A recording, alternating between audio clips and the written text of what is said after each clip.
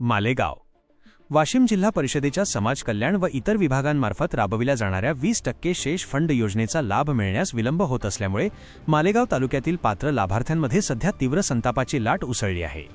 वर्ष 2025 ते 26 या आर्थिक वर्षासाठी पात्र ठरलेल्या लाभार्थ्यांची अधिकृत यादी प्रसिद्ध होऊन बराच कालावधी उलटला आहे. मात्र प्रत्यक्षात साहित्याचे वाटप किंवा लाभाची रक्कम अद्यापही संबंधितांना मिळालेली नाही. या प्रशासकीय दिरंगाईमुळे अनेक गरीब आणि गरजू कुटुंबे मदतीपासून वंचित राहिली आहेत. जिल्हा परिषदेच्या या शेष फंडातून दिव्यांग व्यक्ती, महिला आणि गरजू लाभार्थ्यांना स्वयंरोजगारासाठी शिलाई मशीन, ताडपत्री आणि इतर साहित्याचे वाटप केले जाते. मालेगाव तालुक्यातील अनेक लाभार्थ्यांनी यासाठी आवश्यक असलेल्या सर्व कायदेशीर कागदपत्रांची पूर्तता करून आपले अर्ज पंचायत समिती स्तरावर जमा केले होते. प्रशासकीय छाननीमध्ये हे लाभार्थी पात्रही ठरले आहेत. परंतु जिल्हा परिषद आणि पंचायत समिती स्तरावरील फायलींचा प्रवास अतिशय संथ गतीने सुरू असल्याने वाटपाची प्रक्रिया रखडली आहे.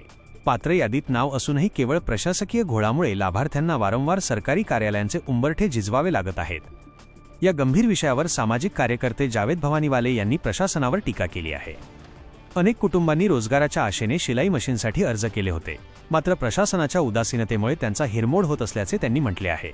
पात्र लाभार्थ्यांची यादी तयार असताना निधी वितरणात नेमकी कोणती अडचण येत आहे असा सवाल आता उपस्थित केला जात आहे. चालू आर्थिक वर्ष संपत आले तरी अद्याप साहित्य हाती पडलेले नाही.